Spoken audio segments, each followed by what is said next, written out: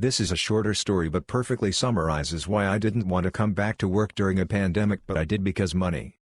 We recently opened up dine-in as an option a couple weeks ago and also offer patio dining as well.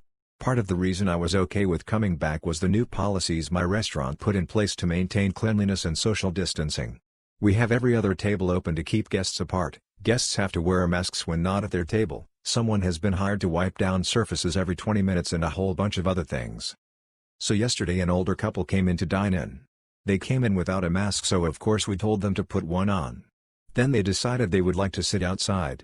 Because every other table is closed, we have limited seating and tell all our guests that in advance so they understand there isn't room to be choosy. The older couple is shown a table outside and they immediately have issues. Claiming it isn't far enough away from other guests, they don't feel comfortable, etc. Then they start walking around to look for a better table for them, which is a no-no because we don't want people walking around if they don't have to. When the host told them this was the only table left available outside, they throw a fit and decide they want a table that's already taken and want to wait until it's ready. And I'm just confused on why anyone would come to a restaurant in the middle of a pandemic and immediately have problems that they are too close to other people. You know what would solve their problem? Staying at home where there are no other people and not making restaurant workers' lives miserable. I knew working in a pandemic would bring out a new breed of stupidity. Today I went full-on Karen at the supermarket. I went to do the groceries with my boyfriend, and while he was at the till I sat down nearby. I'm 6 months pregnant and today I'm running on 4 hours of sleep in the last 48, standing up feels like a chore. Once he paid, he marched out of the store with me struggling to keep up. It turns out that the middle-aged cashier felt it was her place to comment on the food we bought and my boyfriend's weight. I was fuming. I usually don't do these things, but there were a couple of staff members at the entrance enforcing the compulsory mask rule, so I told them what happened. They were appalled, apologized and asked me the till number to talk to the woman. They asked if I wanted to speak with the manager and make an official complaint, but I passed. She's just lucky I didn't hear the exchange directly or I would have torn her a new one. Also, plot twist, 99% of the junk food we bought is for my pregnant ass and my cravings. I wish she could have tried to body shame me too. I wish. My mom lives in an end-unit townhouse. Her neighbor likes to sit outside on good weather days but refuses to walk through her own home to get from the front porch to back patio, switching with the sun exposure throughout the day. Because of this, neighbor lady walks through my mom's yard/garden. Mom has doorbell cameras on both her front and back doors. We've caught neighbor lady on cameras too many times to count ruining the garden. Mom had asked neighbor lady to please stop ruining her garden. Mom has explained dozens of times that it's inappropriate to cut through the garden rather than neighbor lady just using her home. Neighbor lady always responded that sure, it's your yard, but I don't want to accidentally track outdoor debris through my home and I have every right to walk through your yard. After all, if anyone official needs to walk through, they have access. I should have the same right. I.e., employees for utilities checking meters occasionally need access to the back of the building and walk through the yard. The difference is they don't trample the flowers, they stick to the stone path. Mom decided to install automatic sprinklers to keep her yard/garden looking great. Once fully installed, my mom has been able to override the system remotely. Here's where the doorbell cameras came in handy. Every time the doorbell cameras alerted mom to neighbor lady walking through her yard/garden, mom would trigger the sprinklers. Neighbor lady would get soaked. Neighbor lady has rang the bell several times demanding to know mom's watering schedule so she can keep cutting through. Mom kept saying that the system is automated and waters when the system senses dryness. Neighbor lady kept trying to cut through and kept getting soaked. She was trying to learn the sprinkler system schedule. Well, neighbor lady has trampled her last flower finally and has no idea my mom was getting her petty revenge. My mom is a legend in my eyes. Just finished the audit. Holy Toledo, is this place flipped. The shift I relieved a girl who doesn't follow policy well was training my replacement. I found 10 rooms where they broke check-in payment policy. 3 rooms with names on CCs that don't match the guest. 3 rooms she double-charged, adjusted correctly, but then changed the rate. 1 room where they overwrote the third-party CC, if I hadn't caught it the guest would have paid twice, line haha, and more problems with the bucket than I can count offhand. Bye Felicia. I work high-level complaints for a UK energy company. Cust is having building work done and needs his electric meter moving. Another company alters his service, but we need to remove the meter beforehand and reinstall it afterwards. The only metering work we're doing after it all being cancelled due to COVID is installing smart meters. I called him yesterday to tell him I couldn't book the job for him, but I would try and find a solution. He went off, shouting, swearing, telling me I wasn't going to help him. I don't care about him, he will sue my company in general and me in particular. Whatevs, I told him I'd call him today and I hung up. Spoke to a very senior manager who said we could try to get an emergency call the morning the work was due and then another one when it was completed. Not guaranteed and not the best way of doing things, but the only way to proceed ATM. So I call him today to tell him and he's immensely grateful. I then go to update my notes and I realize he called back yesterday to complain about me. The notes say the CC agent apologized but explained I'm higher up than them so they couldn't do anything about me. No wonder he was so different speaking to me today, he probably thought I already knew he'd called in. DLDR, cuss doesn't think I'll do anything to help him so complains about me. Is suddenly lovely when I helped him. So this happened about an hour ago now. For context, I live in a Welsh town that is small enough that when you go to the shops, it's almost guaranteed you'll bump into a few people you know. The washing machine at my place has been sounding like a jackhammer for the last few days and now it is spitting out all of our washing with the most awful smell and absolutely dripping with filthy water. We're getting it looked at, but for now, I'm going to the laundrette, the location of the flip up. So today, my girlfriend had work so she said do as much as you can today but make sure you get a lot of essentials like socks, underwear, work clothes done because I've got a sore shoulder at the moment and can't carry a shootload of this soaking wet, rancid, heavy washing. I oblige and fill a large bag in my backpack with the gross washing and some stuff that hadn't been subjected to the filthy ink machine yet. Most of this untouched stuff was her underwear like she wanted. I take it over to the laundrette which is about a 3-minute walk from our place and place it on a wash, safe in the knowledge that this machine will actually do its job. I go to grab a milkshake, just generally wait around listening to music with my headphones until it's done. Now, the flip-up begins. I'm there gently head-bopping to some arcane roots as I open the machine door and... Wait. Is that the smell? Oh God, has this just made all the clothes smell gross? I think as I get a strange little whiff. Horrified, I take a handful of clothes and just start sticking my face right in them, trying to determine if there is a scent of swamp water underneath the fabric softener and finding nothing. I must have spent a good minute or so doing this because a new song came on which snapped me out of my rampant sniffing. I realize I must have imagined the smell and turned towards the dryers. Stood by the dryers is a man, around my age, staring at me like he can't quite comprehend what he's just seen. I do the standard half-smile eye-widening look that men around here give each other and he gives me this awkward toothy smile as he hurries to throw his clothes in the dryer and leaves, frantically texting and looking back at me. I laugh and think haha yeah I must have looked weird sniffing my laundry like that as I throw it into the dryer. It hits me.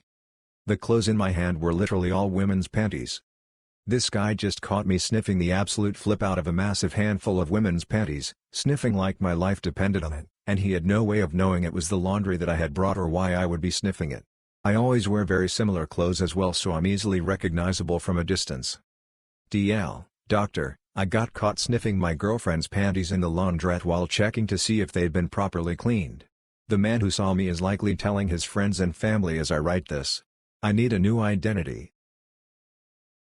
In 2009, Forrest Fenn laid down treasure in an unknown location, whose whereabouts were described only by a cryptic poem. In 2020, Fenn announced the treasure had been found at last. He revealed today that the treasure was hidden in the state of Wyoming. Many of the searchers for my treasure had solves that seemed to neatly fit the clues in my poem. Then when the finder found and retrieved the treasure, other searchers wondered how close they had been to the right spot. Because I promised the finder I would not reveal who found it or where, I have remained mostly silent. However, the finder understands how important some closure is for many searchers, so today he agreed that we should reveal that the treasure was found in Wyoming. Until he found the treasure had not moved in the 10 years since I left it there on the ground, and walked away. Perhaps today's announcement will bring some closure to those whose solves were in New Mexico, Colorado, or Montana. To all of those who did not find the treasure, we hope that you got some enjoyment from the chase. There isn't a fight or anything rude that happens in this story, so I'm sorry if that's what you're wanting. I went shopping to get groceries while my parents were at work. I was wearing a similar colored top to the store uniform but I also had ripped jeans on. I went to a popular store in the UK. While in the tin aisle a lovely lady walked up to me and we had the following encounter. Excuse me dear, could you tell me where the cooking oils are? I think they're 3 aisles that way? I pointed in the direction, but wasn't completely sure. "L, thank you." She went off down that way and I continued shopping. I found her again while she was looking at bread. She seemed to have found the cooking oil and was struggling with bread choices. "L, hello again, I found the oil." She gave me a smile at this, "but I had to get another employee, wasn't where you said it was." "MAAA, sorry. I don't work here, was getting food for at home." The lovely lady looked a bit shocked and apologized before explaining. "L, normally I'm working, and my husband does the shopping. But with everything, I've been furloughed and he's taking extra shifts." After that we both kinda just smiled and went on our way. She was still in the store when I left, talking to an actual employee. I hope she found everything she needed. So I work at a little general store in rural Missouri. I love my job, lots of kind regulars, great pay, great employees, just a lot of fun and not a lot of stress.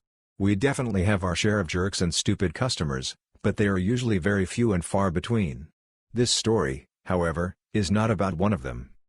I love it when kids come in with their parents. Often we'll have a riveting conversation about the toy they picked out, or when their birthday is happening, or something else. A little boy came in today with his family, and was very excited about a stuffed owl he had chosen to buy for himself. He introduced it to me as Mr. Owl, and then told me all the names of the other stuffed animals he has. He had a bunny named Bunny, a rabbit named Rabbit, no mistake here, he said this, a lion named Lion, and a bear named Carter. Not real name. Needless to say, I was intrigued. "Me, Carter? That's a nice name for a bear. How'd you pick it out for him?" "Kiddo, Carter's my favorite. I named him after my baby brother. He wasn't born before he died." He said this very nonchalantly, and I think my brain shut down for a second. I had no clue what to say to that. I think I stammered how I thought it was nice that he loved his brother and kept his name special, but I don't remember exactly what I said. The poor parents didn't really know what to say either. But my little buddy broke the awkwardness by telling me about his new baby sister, Caroline, and how much he loves taking care of her. Nothing else happened with them, and I managed to cash them out and get them out the door without any further incident. I still have no idea how I should respond to something like that. The training videos did not cover children. I'm a courtroom assistant in a Southeast Asian country. I'd rather not get much further than that on identifying information. We do both security and practical assistance like moving displays, escorting juries, and some ceremonial stuff as well. This was the sentencing of an evil flip on several high crime offenses, similar to what a capital offense may be in America. Here high crime is the level above criminal offense, or felony for the rest of the world. He stalked, kidnapped, raped, and murdered a locally famous and growing pop artist who was pregnant. He was charged with stalking, high crime kidnapping, high crime rape, high crime murder, high crime fetal homicide, and a bunch of other stuff. Evil Flip, as he will be referred to from here on out, was on suicide precautions as he made threats against his own life in prison, so he was in spiffy paper clothes. We were well into victim impact statements. The victim had a large family and there were something like 35 individuals addressing the court. We're something like 28 statements into it. Next up was Granddad.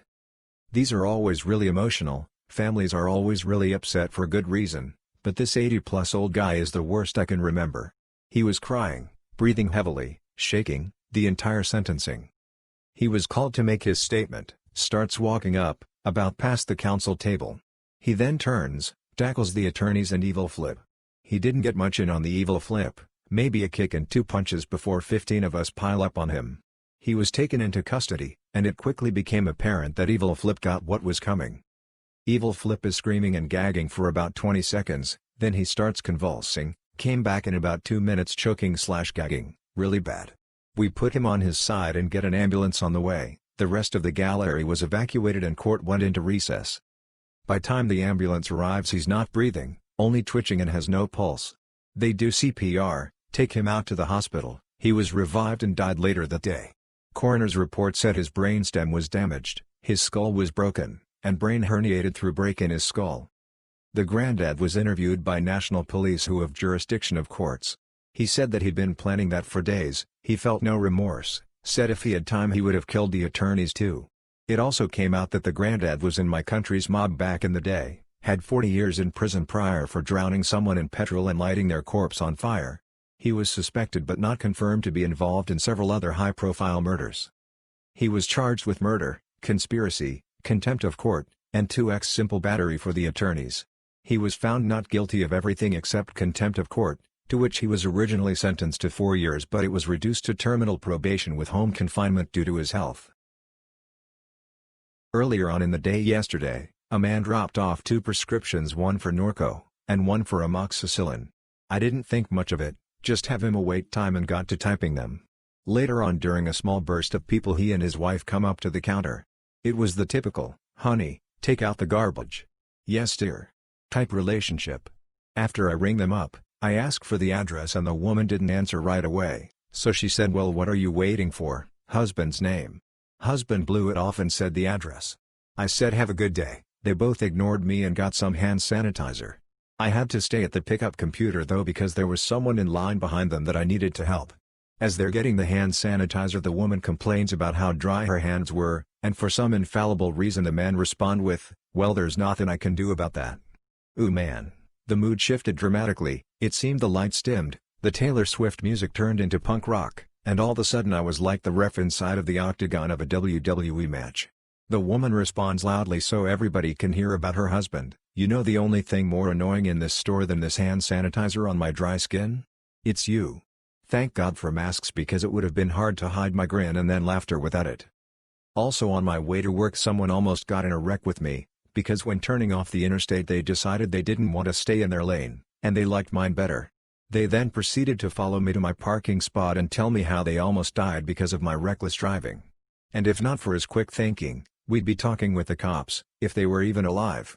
I was following the white dotted line, so it was actually their ignorance of driving laws that almost cost us our life. People are great sometimes/yes. I work for an environmental cleanup team, and to get from place to place we ride in this van. Normal small 3-row, plus front seats, and the same annoying dude takes front seat every time. This time, however, he thought it would be funny to lock us out after a cleanup in 100+ degree heat. He kept pretending like he couldn't hear us. Eventually, when he did let us in, I spent the rest of the hour-long drive with my foot pressed directly against the back of his chair. He kept looking back to see what was making him so uncomfortable, and each time he moved to find a new position to sit, I'd move. It wasn't exactly comfortable for me, sitting with my leg up like that, but it was worth it to know he was just as uncomfortable as we were. In July 1518, a woman known as Frau Troffa took to the streets of the city of Strasbourg. She started to dance like she was in a trance. A week later, 100 dancers had joined her and within a month there were 4 times as many. They jumped and danced like maniacs. Some danced until they couldn't stand anymore. Many even died from heart attacks. One may wonder what the Strasbourg authorities did to solve this unusual issue. Well, they were convinced that the best way to help the victims was to just let them keep going. To let them dance. They even brought musicians to the city and opened public buildings for the dancers. The epidemic didn't end until September when many more of those affected had died. What caused this insane dance hysteria? There are a few theories out there. They vary from overheated blood, which was treated with a then common practice called bloodletting, worshipping of dancing gods and demonic possession. The most likely explanation, put forward by John Waller, expert on the subject, is that the disease outbreaks were caused by mass hysteria as a result of starvation and disease caused by famine. The victims were not only physically broken. They were also depressed and broken mentally as well as spiritually. Hence John Waller came to the conclusion that they indulged in the dance in a trance-like state because of these factors. And #X200B. What are your thoughts? Do you believe in the theory made by John Waller or do you think there was something more sinister going on? And #X200B. The thought that ordinary people can be driven to dance until they collapse is both weird and frightening. What was behind the events of 1518 is until this day an inexplicable and disturbing mystery. Worth to mention is that this epidemic was not the first nor last of its kind. And #X200B. Sources. Tifu by shouting at my creepy neighbor, who was actually innocent. I live in an apartment complex and kept receiving boxes of chocolates with intimate and loving messages. The delivery address was only to the block, not the door, and the billing address was the same. It was really creepy, but I didn't know how to find the culprit as the boxes were being delivered by the mailman. There were flowers once, too. By chance I saw a man collecting one of the boxes from the mailman as I was leaving the building and angrily confronted him about his perverted, stalking ways. He let me finish my angry, chastising rant before telling me his side. Turns out that he had subscribed to some kind of weekly chocolate tasting club for his girlfriend, who happened to have the same first and last name as me, not even a common name. He'd left the door number off the address so he could give them to her in person, but as her name wasn't on his mailbox they came to me instead. He was really angry at me for stealing his chocolates and demanded payment. Awkward. TL, Doctor, I thought my neighbor was stalking me and confronted him. Turns out gifts for his girlfriend were getting delivered to me as we have the same name and live in the same block. I have been in charge of doing the weekly grocery shopping for my husband and I. My husband has also developed a craving for watermelon for months now, requesting slices of watermelon every time I go to the store, which is fine.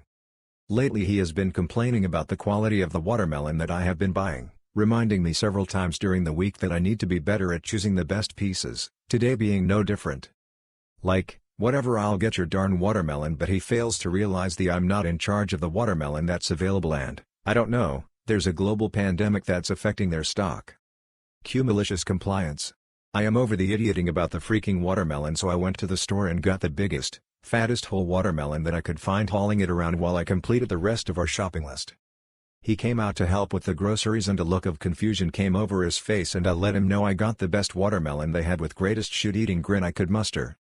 He's been cutting that behemoth up for 20 minutes because it's so unruly and refuses to talk to me. Whistling person. Not sure if this is the right place. Can remove if not. I live in the woods. Deep woods, but there are people crammed all around us, so it's not desolate.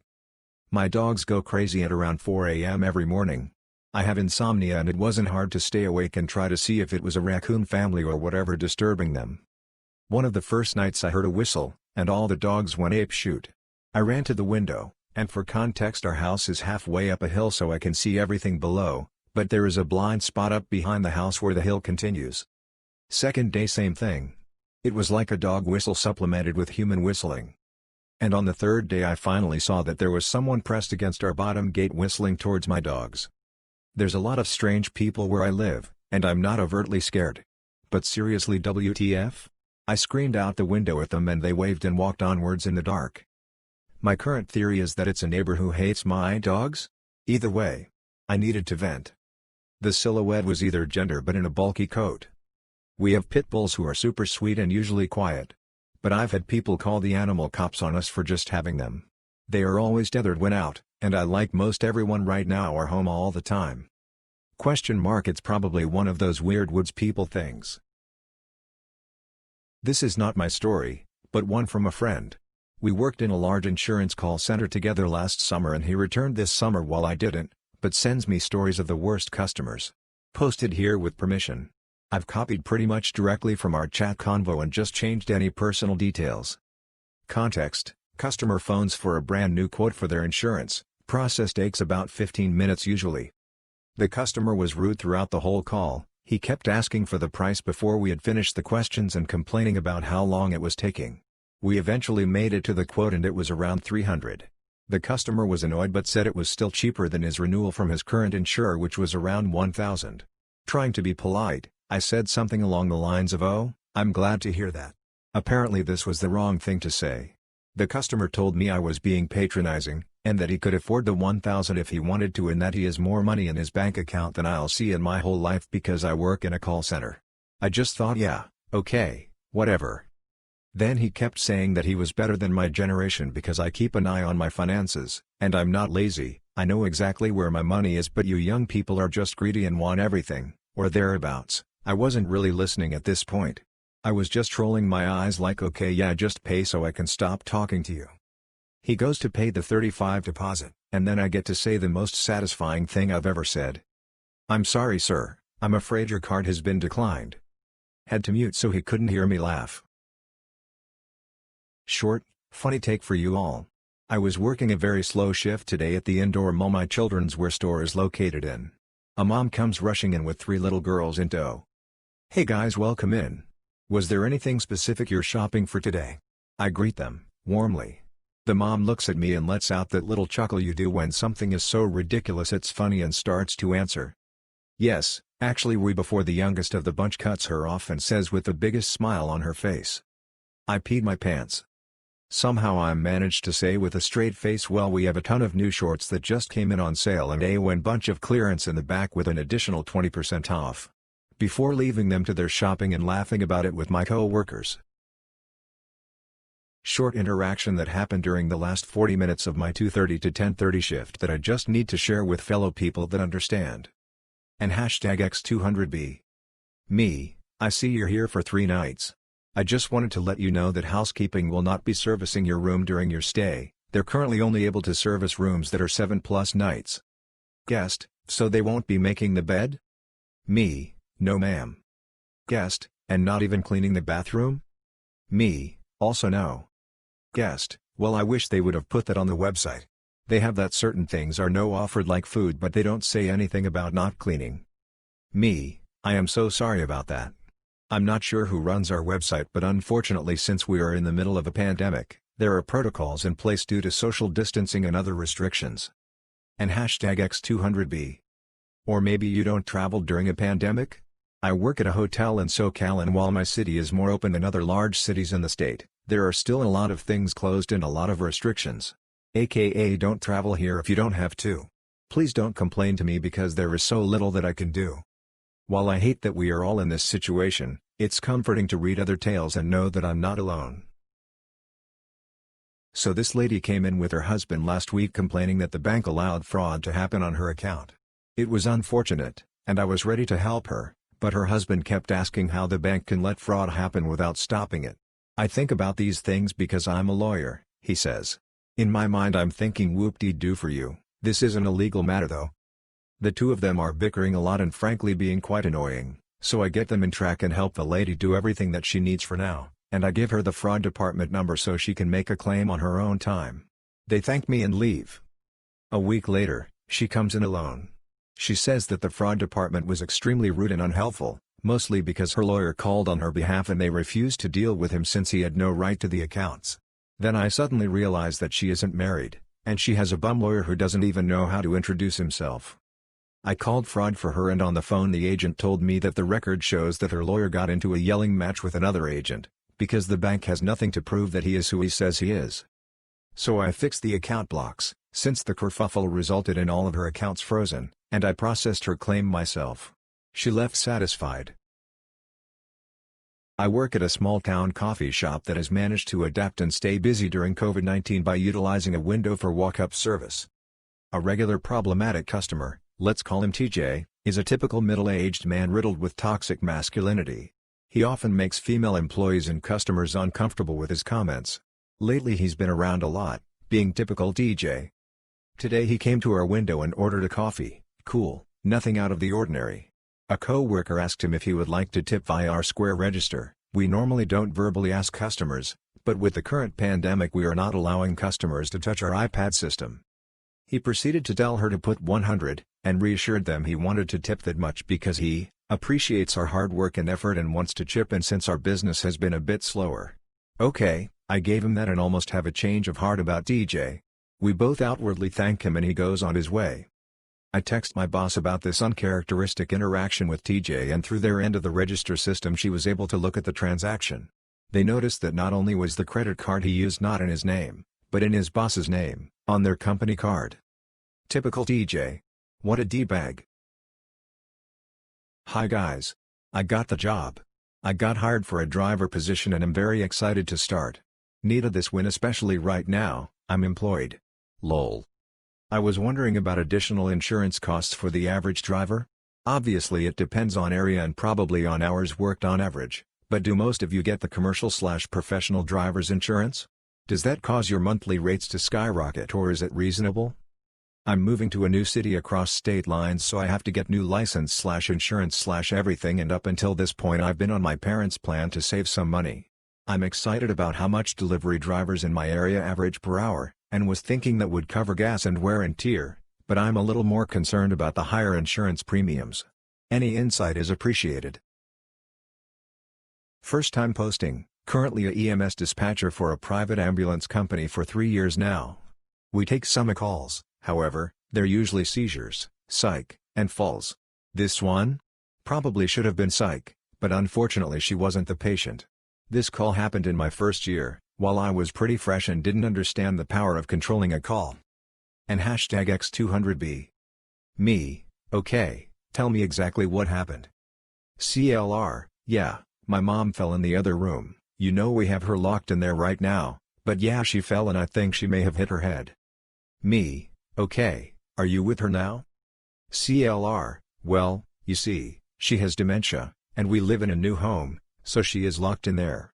You see, we can't have her wandering because of the bears that are around here. Me, have you gone to check on her yet? CLR, no, I can't unlock her door because she will get out and the bears will get her. Me, can you please go check on the patient? CLR, yeah, I think she might have hit her head, it sounded like she hit the end table, that's what woke me up, but even our big dog, insert large dog brand, is afraid to go outside because there are bears here at this new house. Please send the ambulance but make sure they get in and out quick because the bears will get them. Rinse and repeat for literally every one of the 10 questions involved with a fall. I was essentially working with a third-party caller as she flat out refused to unlock her mother from the room until the imps got there, let alone even go look at her. And hashtag X200B. I kid you not, I heard way more about these bears than I ever got out of her regarding her fallen mother. While I may have wanted to bash my head into the desk repeatedly asking her the questions, now I can have a good belly laugh over it. From what I do remember though, Mom was transported alright, and no EMTs were mauled by the darn bears. So this is how people will be recognized. Karen, Kami, me manager, Mag. Hopefully r/and/start read this. So a few weeks ago I was doing my weekly shopping for my girlfriend and accidentally knocked over a few boxes of noodles and I was in the middle of putting them back when comes in. K, kids are so clumsy these days. Me, what did you say? K, whatever. Can you just show me are you even listening to me? Me, still stacking boxes. K, just come with me, grabs me by the arm, and get this from me now. Me, what are you doing lady, get off me, and pushed her off me. Now she is fully screaming saying he pushed me. Mag, what seems to be the problem ma'am? K, no everyone is looking at us, help him, heard he pushed me when I tried to ask him where the snacks are. I want him fired immediately. Mag, but he doesn't work here. K, yes he doesn't, I want him fired. Isn't it weird that Karens always want to make you work there? Anyways. Mag, no he doesn't.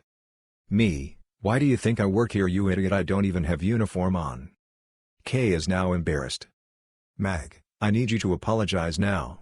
Oh and also you're banned for 3 months so don't even think about coming here during those 3 months, goodbye. K, but. Mag, I said leave. I was just standing there in amazement of how he dealt with the situation. Me, the thank you. Mag, no problem, we've been having problems with her the past few weeks now. So sorry you had it like that, but on the bright side you'll get %10 off your groceries. Me, thank you very much, I appreciate it. TLDR, lady thought I worked at Walmart and tried to boss me around, turns out I didn't work there and she got banned for 3 months. I'm a 16-year-old guy and I really like Hawaiian shirts. I have, like, 26 total. It started out of the blue when I was, I'd say, 12. I later found out that I was born on National Hawaii Day, so that may have something to do with it. Over the years my collection grew and now they're, pretty much, the only shirts I wear. But, enough context, story time. A few days ago I decided to tag along because it had been a while since I've been in a grocery store. This store was Trader Joe's. For those who don't know, it's a very tropical themed place, right down to the uniforms. Cashiers wear solid color shirts with a very distinct flower on them, but assistants and managers wear, you guessed it, Hawaiian shirts. I've been there enough to know the difference. There's a spaced out line to get in as they're only letting in a certain amount of people at a time, but soon enough we get in. We're greeted and given a wet wipe to wipe the cart we have. We start shopping and are in the produce section when a young woman comes up to me and says, "Hey, I know you don't have the exact brand," but I cut her and say, "Oh, no, I don't work here. I just like to wear these shirts." "Oh. Sorry. I like your shirt." We share a chuckle and I go back to shopping. My mom asks me to get a small watermelon for my grandma. I go and do as such. I come back and put it in the cart. A few minutes later I laugh as I see mini melons. Little baby watermelons the size of a head of lettuce. I grab one and bring back the bigger melon. I put it down and out of nowhere a quite friendly sounding woman asks, Do you know how to pick a good-sized watermelon? Oh, well, I don't really work here. I'm just wearing this shirt. Oh. But are you good at picking watermelons? I think so. So I find a nice rounded average-sized melon and hand it to her. Here you go. Thank you. I go back to my cart and me and my mom pay for the groceries and go home. I told her as we were driving and we laughed about it. Maybe I shouldn't wear Hawaiian shirts to Trader Joe's anymore. TL Doctor, I wore a Hawaiian shirt to Trader Joe's and picked out a watermelon for a woman. Tyonda Z. Bradley and Amp Diamond Yvette Bradley were two sisters living in the city of Chicago with their mother Tracy. Tyonda was 10, Diamond was 3. On July 6, 2001, Tyonda was babysitting her sister while their mother Tracy went to work. They were last seen by their mother at 6:30 a.m. that same day. At 12:30 p.m. their mother returned but the girls were gone. The only thing left by the girls was a note allegedly written by Tyonda saying they were going to walk to the store and to a nearby school that had a park. Their mother searched for the girls until 6:30 p.m.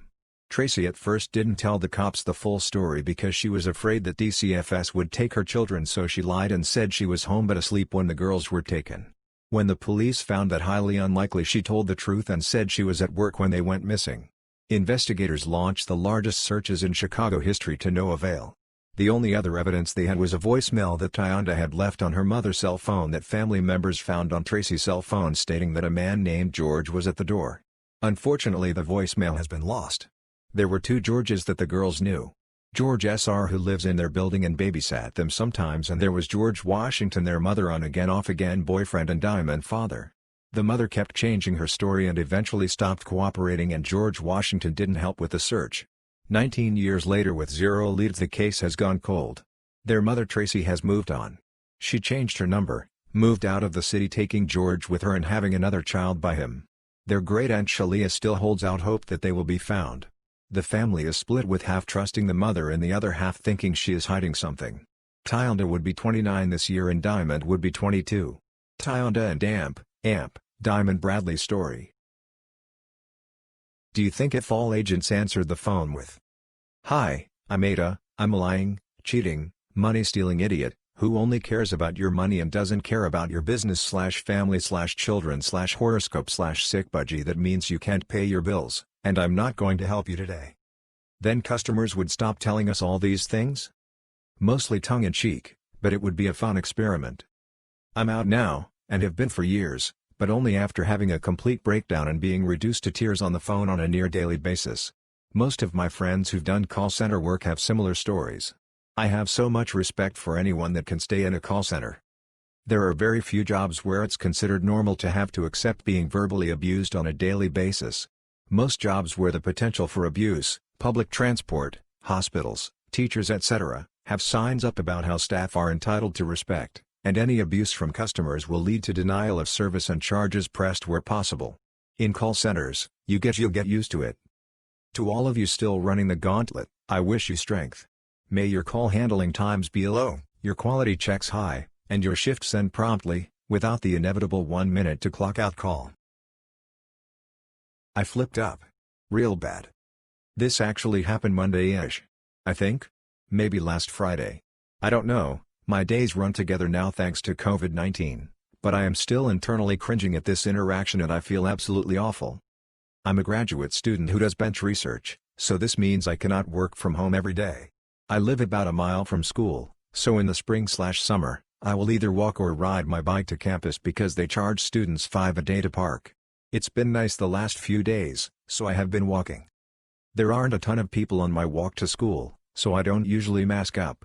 If I see another person, one of us can usually cross the street or walk out into the bike lane since it's not a super busy street. Most of us just nod/smile/wave with the occasional muttering of thanks while looking forward. Being in MN, this is just the sort of MN nice you would expect for my area. So, this brings me to my major FU. If you read or watch the news, you will know that the Twin Cities is not the best place for people of color right now. Walking home, I began to approach a young black guy. He wasn't masked, I wasn't masked, so I did what I always do and I gave him a smile/nod and I started to walk towards the bike lane since there wasn't any oncoming traffic/bikes. He looked at me super sad and said, "You know, we can share the same sidewalk." I was crushed. I quickly muttered to him, "I know, but I'm not wearing my mask and I just don't want to get you sick and social distancing and stuff." He smiled and left and was on his way, but I still know that I probably ruined his night. I walk to and from school masked now. DL, Dr. Tifu, by being accidentally racist and crossing the street when a black man was walking towards me. I didn't have a mask, he didn't have a mask, and I was just trying to socially distance. Bartender at a local pizza joint. My buddy came in after a long day dealing with his 2 sick little girls. He tells me a story from today about the littlest. She's screaming for him from the bathroom. She states she's been waiting for 60 years for him. All she wanted was a cheese pizza from our place. Since they were sick, he went with something more appropriate for upset stomachs. But you can guarantee I got him a gift certificate for a cheese pizza for her when she's better. Nice to have good customers to even out the bad ones, lol. I worked in housekeeping in a hotel for months up until this past week. I'm now 35 weeks pregnant. I was scheduled to work 5+ days a week, with 20+ rooms to myself. I came into work recently, because I was on the schedule, and I could barely walk. I couldn't bend my back and my ankles were hugely swollen. I had been in L&D the night before to stop contractions. We didn't have many rooms, but 5 housekeepers in-house. Everyone was almost begging my manager to send me home, as we had too many housekeepers for the amount of rooms. Now, I'm huge at this point in pregnancy. I can't bend too far forward in general. My manager and I, discussed a couple weeks ago that she didn't want me cleaning bathtubs, so I was to have another housekeeper come clean my bathtubs. No biggie, I was fine with that. Well, the day before I quit I had went to find another HK to help with a bathtub. Said manager stopped us in the hall and asked what we were doing socializing on the clock.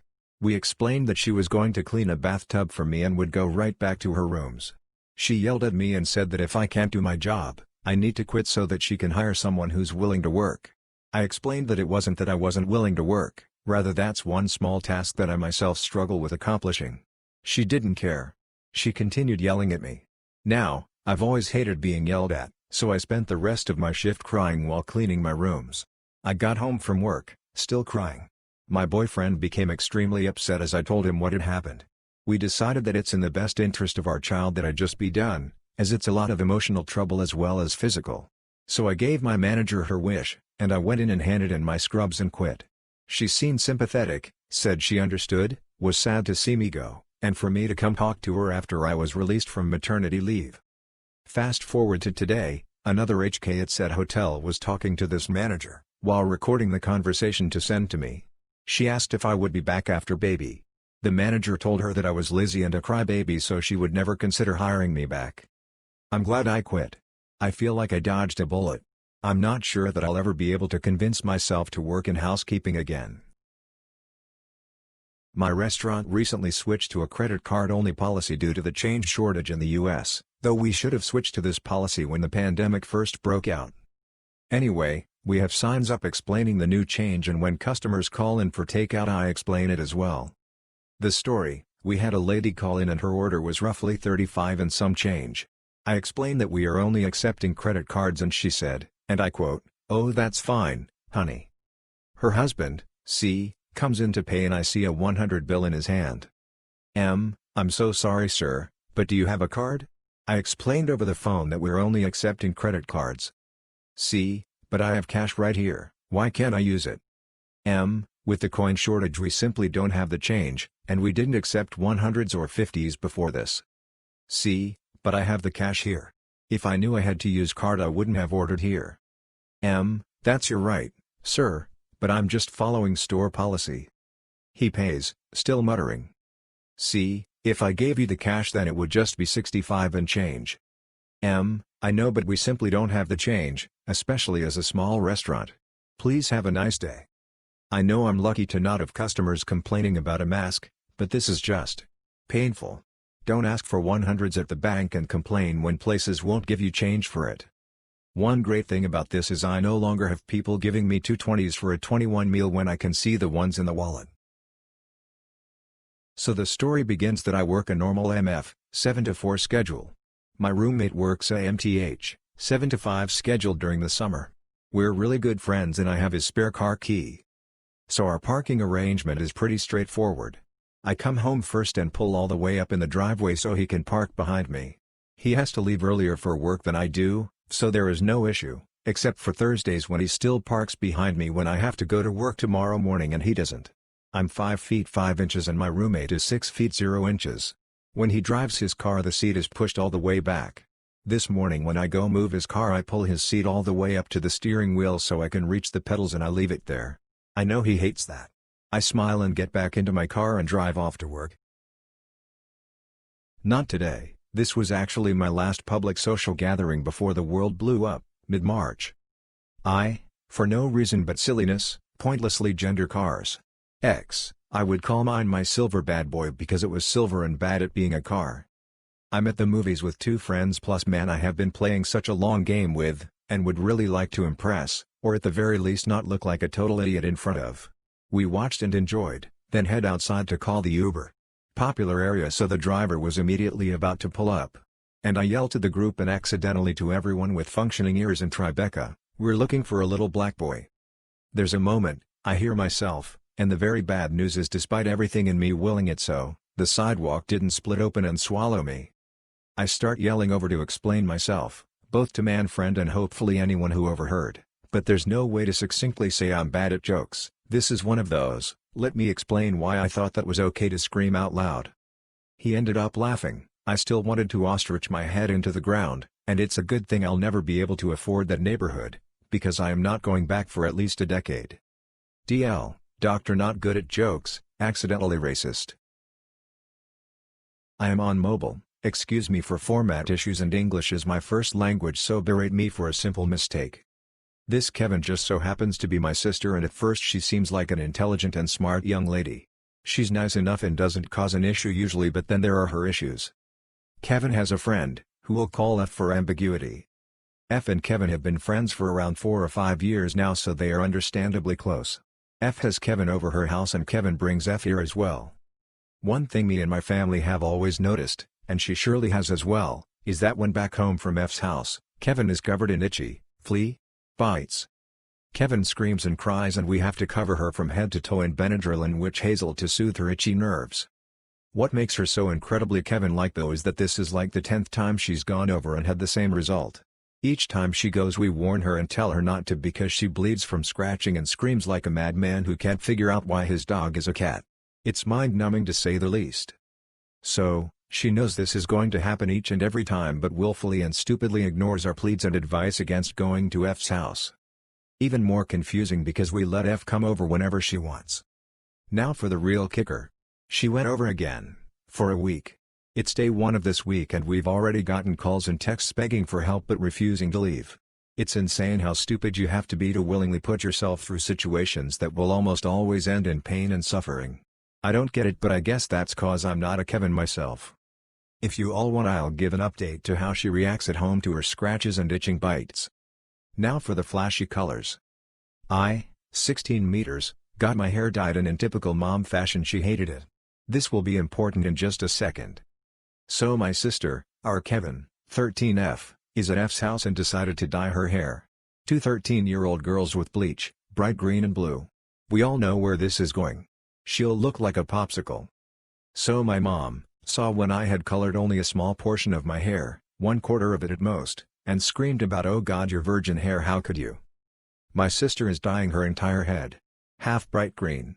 Half bright blue. I can't wait to see my mom's reaction and I'll update you all on that as well.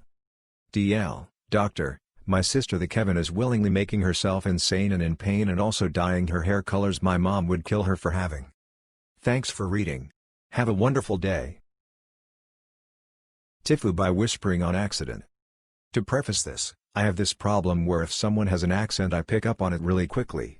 I don't know why it's just my brain going, if you speak like this they'll understand you better. It sucks because it makes me feel like they feel like I'm making fun of them. So, I was handing out a pizza to an old man who was hard of hearing and could barely talk. I let him know I had his pizza and handed it out to him, asked if he wanted napkins and all that. He is hard of hearing too so I have to speak really loudly. I realize that I have to get in close to hear him and my brain says that if we talk at the same volume he'll understand me better. He says, "Have a nice day," in a really quiet voice because he can barely talk. I say back in a whisper, "You too," and I am immediately mortified. I tried to play it off as me losing my voice by clearing my throat. But I think he realized what I did, and I think it was embarrassing for the both of us. I just kind of got away from front counter, had my manager take over and sat down in the walk-in. I explained the flip-up to my manager and coworkers who seemed to have gotten a kick out of it though, so I guess it wasn't all bad. TL, Doctor, I whispered to a customer who had a hard time hearing and speaking because I thought he would understand me better. First of all, yep, this actually happened today. Wow, right? So about 2 weeks ago I bought a whole chicken to cook, because I generally make one every week. Unfortunately, it's been so hot that I've not wanted to turn the oven on to make it. So it sits in the fridge and it passes its sell-by date, and on Sunday my wife decides to clean out the fridge before she heads out of town with the kids for a couple days, and the whole chicken goes in the trash can. Now, I don't know if the wrapper got pierced, or if she cut it open to see if it smelled bad before tossing it or what, but it was clearly able to leak, because I took the trash outside to the can the next night, Monday night. Trash day is Thursday. By Tuesday morning the entire garage side of our house, outdoors only, thank God, smelled like someone got murdered and left in the sun for a week. By Wednesday it was so bad that I took the can to the street a day early. After the truck picked up the can today I could still smell the stench of death wafting down the driveway to our door. Mind you, our driveway is about 20 to 25 yards. That's how potent this smell is, even after being dumped. So I decided that I was going to hose it out since I haven't in a while. I pulled the can over to the front hose, opened the top and look inside. The bottom of the can was filled, smeared up the sides, easily over an inch deep, with some kind of viscous, gray, indiscernible liquid mess. This mass was populated by more maggots than I have ever seen in one place in my entire life. The smell, upon becoming closer to the source, I realized had progressed past the point of raw bacterial stench to a fermented sweetness I didn't know was possible. Like death enjoying some cotton candy. I went inside, told my wife she should come look, and she reluctantly stepped to the edge of the can, peering in like someone on the precipice of the Grand Canyon, afraid of heights, but thrilled by the prospect of what they might see below. She visibly held back vomit while I laughed and grabbed the hose. I hosed it out once, dumped the larvae, poured in half a gallon of bleach, let it sit, hosed it out more and left it on the side of the house with the top open to air out and dry. This was 8 hours ago now. I still have the smell stuck in my sinuses and every few breaths it hits me.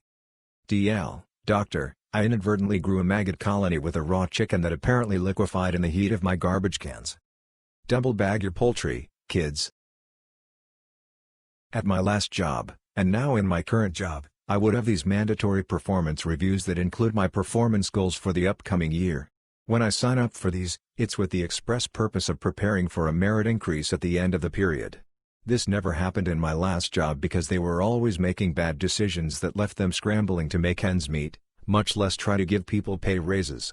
In my new job, of course, there's been an impact from COVID, so I was told there would be no merit increases this year because there's no money available. Okay, I get it, and it's fine because I wasn't eligible this time around anyway, but for next year, they're already saying no raises at the end of this year, but they still want us to do the performance reviews and goal setting. Of course you want your workforce to continue to improve and to meet the demands of the job, but I'm doing that. I just get a kind of minor issue with putting in the effort to do the performance review, but with no payoff from me in it. I don't know, maybe I'm the only one who feels this way. In my last job, it was completely pointless because no one even cared, not the employees, the bosses, or the managers. It was just a box you had to check, but here, it's like you're supposed to be all chipper about it like it's going to mean something. I am 14. I am a certified referee in my state. I know the rules as I've played by them my whole life along with taking the officiating classes. At our park district, no headers for ages below 11. But in U12, it is up to the referee's discretion. So if it's a small tap it's okay. That is exactly what happens. So the coach behind me screams at the top of his lungs there are no headers in U12 5 to 16 times. I ignore him. Though I could eject him. It was last game of the season and I didn't care. After a bit of yelling, he says fine, go duck yourself then, which I turn and tell at him for saying in front of you 11 kids. I wish I sent him away or ended the match.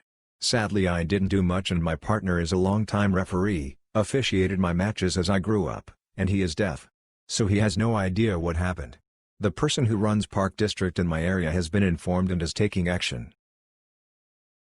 In my call center, when we pull up an account, we have to ask one in-wallet question, DOB, last four or SSN/address, and one out-of-wallet, loan type/last transaction/minute PMT, but if a member says it before you ask, it does not count as verification. So if someone calls and spouts off their info, I can ask them that question. I have to interrupt people, and if they don't allow me to say anything, I have to tell them that I cannot verify their account and they have to call back. It doesn't matter how many times I clarify that with some people, they will just keep going and going. It's so frustrating and it makes me want to pull my hair out. Just let me ask. Not me, but witnessed my bar manager go through this. Customer, excuse me, I've been waiting ages and you served everyone except me. Bar manager, I'm sorry love, what do you want? C, I'm not your love. Stares. BM, I'm sorry, can I get you anything? C, I think it's awful how you ignore customers who have been waiting for so long. BM, I didn't realize you had been waiting so long, what can I get you? C, well, I think this is awful, 5 people must have come after me and been served. BM, I apologize again, I'll get you your drinks now, what would you like? C, for free? BM, sorry, I can't do them for free. C, why not? I've had to wait for so long, it's the least you can do. BM, I don't think it works like that, do you want any drinks or not? C, of course I do, why do you think I was waiting at the bar? But I don't think I should have to pay. BM, you can either buy a drink or stand away from the bar, I'm afraid, that's all we can offer. C, fine. But I don't want you to serve me. BM, why not? C, because you're incompetent, you don't know what you're doing. BM, well, everyone else here didn't serve you fast enough either, what difference does it make who pours your drinks? C, well, I've just said, anyone but you. Now get somebody else. BM, well, the other staff are busy mixing drinks, so you'll have to wait if you want them. C, are you kidding? Flip you. BM, flip me? I'm sorry, I'm going to have to ask you to leave. Commence ranting and shouting, followed by the bouncer escorting her out. A woman came into the shop today. Let's call her Karen. She was looking around the newspapers when she first stopped me. Unfortunately, I was in the middle of helping another customer, but from her ramblings I gathered she wanted to know why her newspaper didn't have the normal free magazine. I asked her to wait a moment till I was ready to help. Karen then went to my colleague and started kicking off. I get this every Saturday and today there's no magazine. Why is there no magazine when I always get one free on Saturdays? Look. It's empty. Why is there no free magazine?